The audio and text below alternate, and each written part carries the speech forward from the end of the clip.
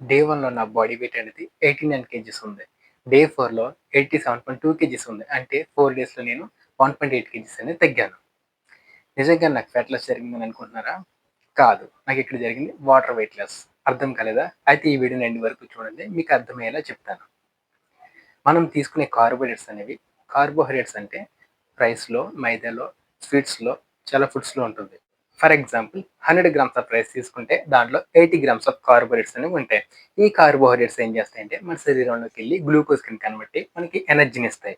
కానీ ఈ ఎనర్జీని మనం మొత్తం ఒకేసారి యూజ్ చేసుకోం.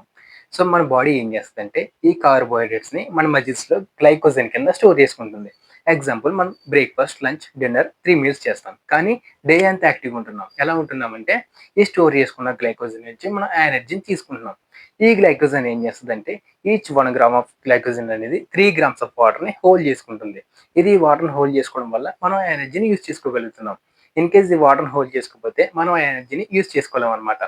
సో నేనేం చేశానంటే నాకు డైట్ కోసం తెలిసినప్పుడు నా శరీరానికి ఎంతైతే కార్బోహైడ్రేట్స్ అవసరమో నేను అంతే తీసుకుంటున్నాను. ఈ స్వీట్స్, మైదా ఇవన్నిటిని కట్ చేశాను. అండ్ రైస్ క్వాంటిటీ కూడా నాకు ఎంతైతే అవసరమో అంతే తీసుకుంటున్నాను. దీనివల్ల నా శరీరానికి కావాల్సిన కార్బోహైడ్రేట్స్ నేను తీసుకుంటున్నాను. రిమైనింగ్ కార్బోహైడ్రేట్స్‌ని కట్ చేయడం వల్ల ఆ రిమైనింగ్ వాటర్ ఇంటేక్ అనేది నా బాడీ నుంచి తగ్గింది. అదే నాకు ఇప్పుడు వాటర్ వెయిట్ లాస్ కింద చూపిస్తుందనమాట. కానీ నాకు ఇక్కడ జరిగింది ఫ్యాట్ లాస్ కాదు. వాటర్ వెయిట్ లాస్ జరిగింది. ఎవరైతే హెవీగా మీల్స్ తీసుకుంటారో, ఇలాగ జంక్ ఫుడ్స్ ఎక్కువ తింటారో, మీరు డైట్ చేసినప్పుడు ఇనీషియల్ డేస్‌లో మనకి ఫస్ట్ 1 వీక్‌లో వెయిట్ లాస్ అనేది చాలా ఫాస్ట్‌గా జరుగుతుంది. కానీ అది ఫ్యాట్ లాస్ అనేది కాదు. అది వాటర్ వెయిట్ లాస్ అనమాట. అండ్ సెకండ్ రీజన్ వచ్చేసి సాల్ట్ అంటే సోడియం. నేను ఎక్కువగా fried items, chips, processed foods ఎక్కువగా తీసుకునేవాడిని.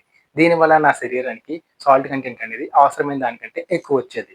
ఈ సాల్ట్ కంటెంట్ అనేది చాలా ప్రమాదకరం ఎక్కువైతే.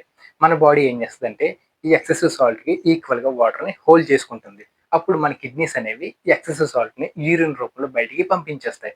ఇన్ కేస్ మన బాడీ కనుక ఈ ఎక్సెసివ్ సాల్ట్‌కి ఈక్వల్‌గా వాటర్ హోల్డ్ చేసుకోకపోతే ఏమవుతదంటే మన బ్లడ్‌లో సాల్ట్ లెవెల్స్ అనేవి ఇంక్రీజ్ అవుతాయి. దానివల్ల హై బ్లడ్ ప్రెషర్ అనేది వస్తుంది.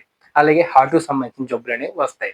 అలాగే మన కిడ్నీస్ అనేవి ఈ ఎక్సెసివ్ సాల్ట్‌ని బయటికి పంపించలేక కిడ్నీస్ పాడవుతాయి. సో నేను ఇమ్మీడియేట్‌గా ఈ ఎక్సెసివ్ సాల్ట్ కంటెంట్‌ని స్టాప్ చేశాను. నా శరీరానికి ఎంతైతే సాల్ట్ కంటెంట్ అవసరమో అంతే తీసుకుంటున్నాను. సో ఈ ఎక్సెసివ్ సాల్ట్ కంటెంట్‌ని నేను స్టాప్ చేయడం వల్ల ఈ ఎక్స్‌ట్రా వాటర్‌ని హోల్డ్ చేసుకునే అవసరం నా బాడీకి ఇప్పుడు లేదు. సో వాటర్‌ని హోల్డ్ చేసుకోవట్లేదు. సో నాకిక్కడ ఈ విధంగా వాటర్ వెయిట్ లాస్ అనేది జరిగింది.